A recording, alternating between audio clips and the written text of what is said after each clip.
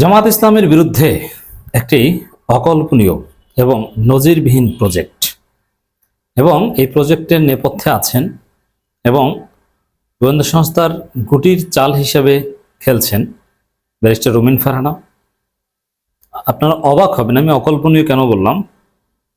জামাতের জোটের মিত্র এনসিপি এখানে আছে, এ কারণেই অকল্পনীয়। কারণ জোটের মিত্র তারা একসাথে চলবে, কালেকটিভ কিছু গেইন করার চেষ্টা করবে, সেখানে জামাতের বিরুদ্ধে এই ষড়যন্ত্রে এনসিপি আছে, এটা একটু অবাক করার মতোই, বাট আছে।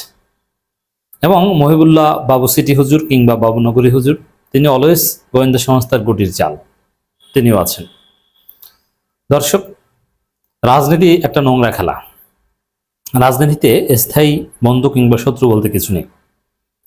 রাজনীতিতে সাদা চোখে আমরা যা দেখি অনেক ক্ষেত্রে সেটা হয় না, আবার আমরা যা দেখি না সেটা হয়। রাজনীতিতে আপনারা বিএনপি জামাত বা আওয়ামী লীগ বিএনপি যে সংঘাত দেখেছেন, ইন রিয়ালিটি সংঘাত কিন্তু এরকম না। ব্যবসায়িক সম্পর্ক, আত্মীয়তার সম্পর্ক, কিছু কিছু জায়গায় অত্যন্ত ভালো সম্পর্ক। যেমন আমি একটা প্র্যাকটিক্যাল কথা বলি, এই যে আমরা ছাত্রদল বিএনপির এত সমালোচনা করি, তা আপনারা যারা শাস্ত্র লেভেলের তারা গালাগালি করেন, কিন্তু উপরে উপরে বিএনপি ছাত্রদল এদের সাথে কিন্তু আমাদের চমৎকার সম্পর্ক, এবং তারা আমাদের এই সমালোচনাকে গ্রহণ করেন বা গ্রহণ করতে না পারলেও তাদের কোনো আপত্তি নেই। আমরা কিন্তু একসাথে খাওয়া দাওয়া করি। রাজনীতি এরকমই একটা খেলা, আপনারা করেন একে অপরকে গালাগালি, আর আমরা যার সমালোচনা করি আমরা তার সাথে একসাথে খাই, এবং চমৎকার সম্পর্ক, এবং আত্মীয়তা হতেও বাঁধবে না, এতটা সম্পর্ক। রাজনীতি এমনই। তো এই জন্যে এনসিপি জামাতের মিত্র, এটা ঠিক আছে, কিন্তু এই এনসিপি হতে পারে জামাতের একদিন সবচেয়ে বড় শত্রু। আবার যেরকম অ্যাজ ইট ইজ, আপনি যদি বিএনপি জামাতের দিকে তাকান, বিএনপি জামাত কত সুন্দর সম্পর্ক, সেই বিএনপি জামাত একে অপরের সবচেয়ে বড় শত্রু এখন। এবং যেই আওয়ামী লীগকে, মির্জা ফখরুলকে, আমির খসরুকে পাকিস্তানের দালাল বলে, পাকিস্তানের গুপ্তচর বলে চট্টগ্রামে পেটানো হয়েছে, জামা খুলে পেটানো হয়েছে, লাইট নিভিয়ে পেটানো হয়েছে, পাকিস্তানের দালাল বলে, সেই মির্জা ফখরুল এখন জামাতকে বলেন পাকিস্তানের দালাল, অথচ তারা নিজেরাই পাকিস্তানের দালাল হিসাবে মার খেয়েছেন। রাজনীতি এমনই। এবং এমনও হতে পারে যে জামাত ক্ষমতায় এসে তারা বিএনপিকে বা প্রতিপক্ষকে বলে তোরা পাকিস্তানের দালাল, বলা যায় না, অনেক কিছুই হতে পারে।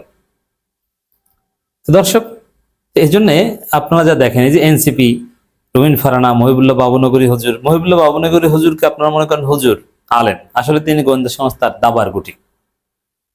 তিনি যে কতটা জঘন্য, কতটা নোংরা খেলা খেলতে পারেন আপনি কল্পনা করতে পারবেন না। এই যে আপনারা যাদেরকে অনেক বড় বড় হুজুর, আল্লাহর ওলি হিসাবে চিনেন বা জানেন, এমনকি জামাত ইসলামের মধ্যেও আছে, আপনারা মনে করেন যে বিশাল নায়েবে আমির, বিশাল আল্লাহর ওলি, আল্লামা হজরত, মুফতি, কিন্তু আসলে তার যে চরিত্র, তার যে চিন্তা ভাবনা, তার যে তাকুয়া কিংবা পরেশগারিতা, আপনি যদি সত্যটা জানেন আপনি অবাক হবেন।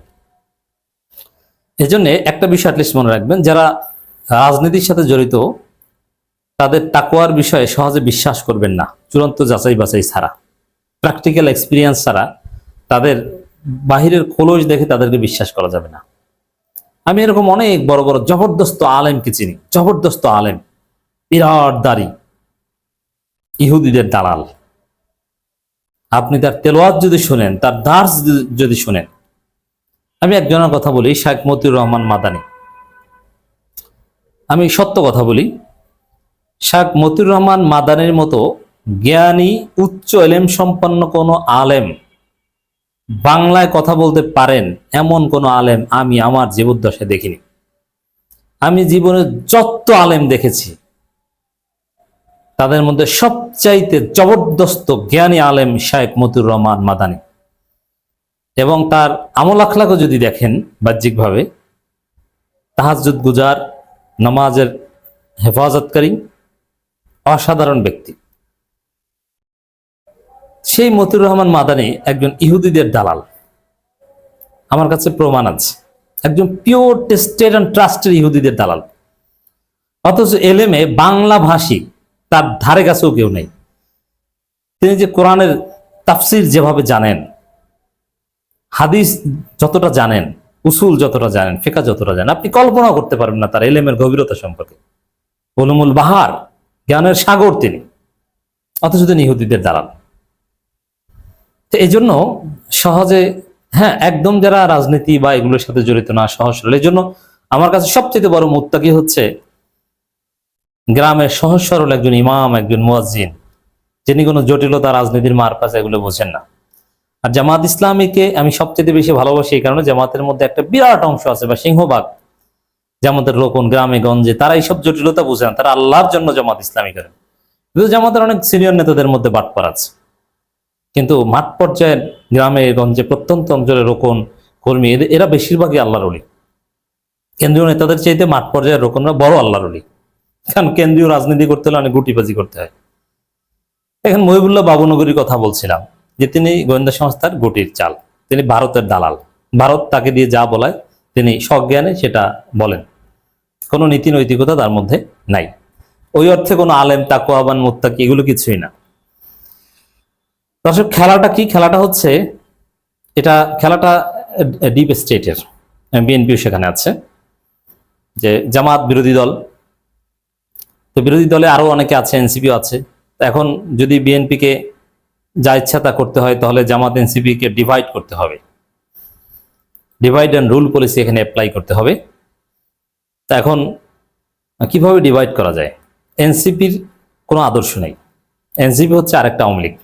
হ্যাঁ, আওয়ামী লীগের সাথে প্রয়োজনে জামাতকে জোট করতে হবে, অতীতে মোটামুটি হয়েছে, সামনে আবার হবে হয়তো যদি প্রয়োজন হয়।